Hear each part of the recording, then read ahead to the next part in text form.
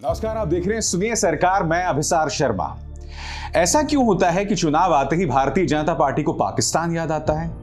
क्या भारतीय जनता पार्टी को इस बात का अंदाजा है कि जिस तरह से वो चुनावों के मौसम में राष्ट्रवाद, देशभक्ति और पाकिस्तान का राग अलापते हैं, वो लोग इन तीनों पहलुओं पर भारतीय सोच को बर्बाद करने का काम कर रहे हैं। आज मैं आपको इसलिए कह रहा हूं दोस्तों, क्योंकि आज बीजेपी ने एक नहीं बल्कि दो बार पाकिस्तान का राग अलापा है। आपके स्क्रीन पर कैप्टन अमरिंदर सिंह, उन्होंने नवजोत सिंह सिद्धू पर प्रहार किया और कहा है कि नवजोत सिंह मंत्री बने रहें, उसके लिए उन्हें पाकिस्तान से फोन कॉल आया था। और यह बात कैप्टन अमरिंदर सिंह आज बोल रहे हैं। उसी तरह से संबित पात्रा ने आज प्रेस कॉन्फ्रेंस करके कहा कि अखिलेश यादव जो हैं वो पाकिस्तान को भारत का दुश्मन नहीं मानते, उन्होंने देश के साथ गद्दारी की है, वो माफी मांगे। सरासर झूठ। सबसे पहले कैप्टन अमरिंदर सिंह की बात करना चाहता हूं। कैप्टन अमरिंदर सिंह और जेपी नड्डा ने एक साझा प्रेस कॉन्फ्रेंस किया। उनकी पार्टी और बीजेपी अब एक साथ मिलकर चुनाव लड़ने वाले हैं। और इस प्रेस कॉन्फ्रेंस में एक बहुत ही सनसनीखेज ऐलान कर दिया कैप्टन अमरिंदर सिंह ने। कैप्टन अमरिंदर सिंह ने कहा कि जब मैंने नवजोत सिंह सिद्धू को मंत्रिमंडल से हटाया था तो मुझे पाकिस्तान से फोन कॉल आया था कि आप उसे मत हटाइए, उसे कुछ दिनों के लिए रख लीजिए। पहले सुनिए वो क्या बोल रहे हैं और फिर मैं उसकी चर्चा करता हूं। If I remember correctly, it was 20th of July. Firstly, let me tell you, I removed Mr. Sidhu from the job because the man was totally incompetent, incapable, and totally useless in his job. He was looking after local self-government. 70 दिन के लिए उसने एक file नहीं पूरी की थी। तो मैंने उसको बुलाया 2-3 बार और मैंने कहा तू अगर वैसे काम करेगा तो जा कहीं और you can, I can give you power, you want power, you can take it. He said, I don't want power. I said, then you leave my government. I don't want you in my government. ये हुआ। फिर मुझे कुछ I think it was about 2-3 weeks or 4 weeks later or something like that, I get a message from somebody we know. He knows and I know. And उसे कि उन्होंने request की है कि अगर सिद्धू को आप अपने गवर्नमेंट में ले सकते हो तो ले लो, और अगर काम नहीं करेगा निकाल देना। ये मैसेज था मेरे लिए। अगर मिस्टर सिद्धू काम नहीं करेगा तो निकाल देना। मैं और कहां से पाकिस्तान की बात कर रहा हूं। आज मैं कैप्टन अमरिंदर सिंह से कुछ सवाल पूछना चाहता हूं। ये तो खिसियानी बिल्ली खंबा नोचे वाली बात हो गई ना।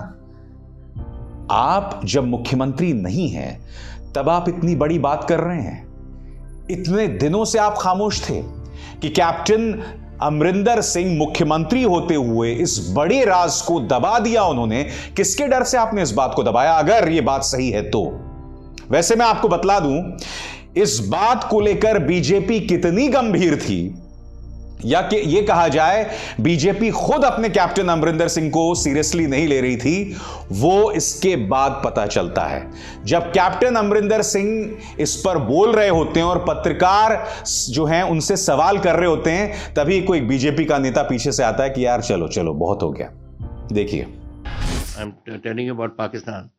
पाकिस्तान से मैसेज ये आया मुझे कि the prime minister has sent a request कि if you can take Sidhu into your cabinet, I will be grateful. He is an old friend of mine. और अगर वो काम नहीं करेगा तो उसको निकाल देना। That was what the message which came. And that.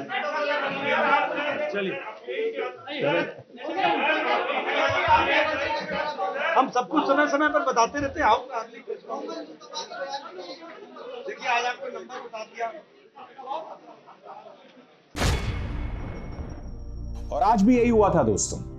आज नवभारत टाइम्स ने अखिलेश यादव के बारे में एक भ्रामक खबर फैलाई कि उन्होंने जो है पाकिस्तान को अपना दुश्मन नंबर 1 मानने से इनकार कर दिया और उन्होंने कहा कि हमारा दुश्मन पाकिस्तान नहीं, हमारा दुश्मन चीन है। सरासर झूठी खबर दोस्तों। अखिलेश यादव ने सिर्फ इतना कहा था कि भारतीय जनता पार्टी जो है वो पाकिस्तान का इस्तेमाल करती है सिर्फ वोटों की राजनीति करने के लिए, और इस वक्त हमारा असली दुश्मन चाइना है। क्यों? क्योंकि चाइना ने हमारे 21 जवान शहीद कर दिए, चाइना ने हमारी जमीन पर कब्जा कर लिया, चाइना के मुद्दे पर प्रधानमंत्री खामोश हैं और चीन के मुद्दे पर बीजेपी सरकार विपक्ष से चर्चा नहीं करना चाहती। मगर आज मैं आपसे पंजाब पर ही बात करना चाहूंगा दोस्तों। भारतीय जनता पार्टी को लगता है कि पंजाब के चुनावों में पाकिस्तान की बात करके उन्हें वोट्स हासिल हो जाएंगे। वो भूल जाती है कि पंजाब एक सीमावर्ती राज्य है। अगर आप पाकिस्तान का जिक्र कर रहे हैं तो पूरी जिम्मेदारी के साथ करें। आपको याद होगा 20 मिनट के लिए प्रधानमंत्री नरेंद्र मोदी ब्रिज पर फंस जाते हैं और पूरा भाजपा प्रचार तंत्र यह कहने में लग जाता है कि प्रधानमंत्री की जान खालिस्तानी लेना चाहते हैं। इनका पूरा प्रचार तंत्र लग गया था उन किसानों को जो प्रधानमंत्री का विरोध कर रहे थे खालिस्तानी बताने के लिए। क्या इन्हें बात समझ नहीं आती कि 80 और 90 के दशक में पंजाब इसकी एक कीमत चुका चुका है, देश इसकी एक कीमत चुका चुका है। क्या आप इतने हल्के ढंग से खालिस्तान का नाम ले लेते हैं सिर्फ इसलिए कि चुनाव है, सिर्फ इसलिए कि आपको उत्तर प्रदेश में वोट्स हासिल करने हैं, सिर्फ इसलिए कि आपको पंजाब में अपनी पैठ बिठानी है? कितने शर्म की बात है दोस्तों। हकीकत यह है दोस्तों कि अब ऐसा लग रहा है कि पंजाब में मुकाबला जो है वो दो घोड़ों के बीच है।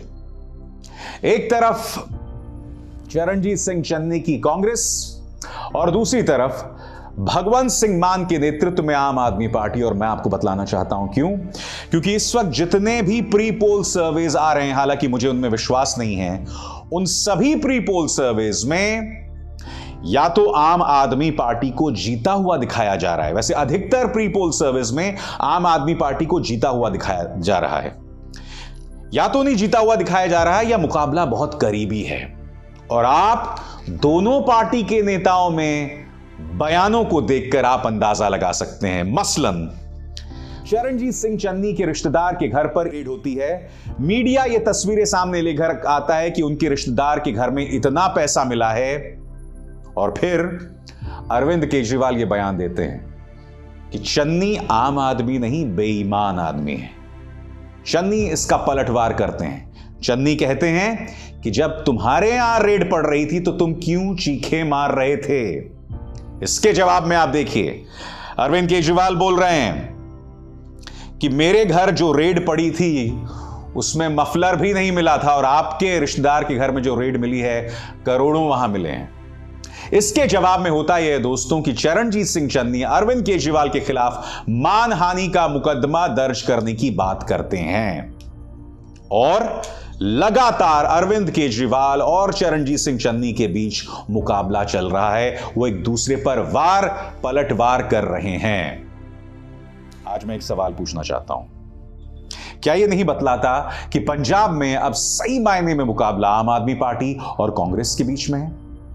और उससे भी बड़ी बात, अरविंद केजरीवाल ने जो आरोप मढ़े हैं चरणजीत सिंह चन्नी के ऊपर, कहीं ऐसा तो नहीं होगा कि जिस तरह से अरुण जेटली वाले डेफेमेशन केस में हुआ, या जो उन्होंने बीजेपी के कुछ नेताओं के बारे में कुछ चीजें कही थी और फिर बाद में जाके उन्होंने अदालत में माफी मांग ली थी, कहीं वही इतिहास दोहराया तो नहीं जाएगा अरविंद जी?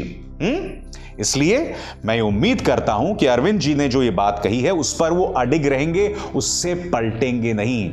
मगर यकीनन दोस्तों, आम आदमी पार्टी की दस्तक से कांग्रेस काफी हद तक हिल गई है।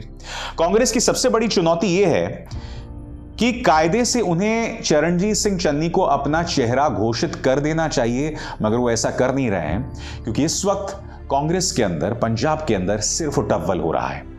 एक तरफ चरणजीत सिंह चन्नी है तो दूसरी तरफ नवजोत सिंह सिद्धू, और इस वजह से कांग्रेस ये खुलकर घोषणा नहीं कर पा रही है कि चन्नी ही उनका चेहरा है, और इस भीतरघात का नुकसान कांग्रेस को पहुंच रहा है। एक तो पहले ही कैप्टन अमरिंदर सिंह के 4.5 साल के राज ने उन्हें नुकसान कराया। चरणजीत सिंह चन्नी आए और कांग्रेस को कुछ हद तक उन्होंने मुकाबले में वो लाए, मगर अब जो है, जैसे जैसे चुनाव आ रहा है वैसे वैसे मामला बहुत दिलचस्प हो रहा है। अब देखना यह है कि आखिर में कौन जो है सीमा को पार करता है और विजेता घोषित किया जाता है। अभिसार शर्मा को दीजिए इजाजत। नमस्कार।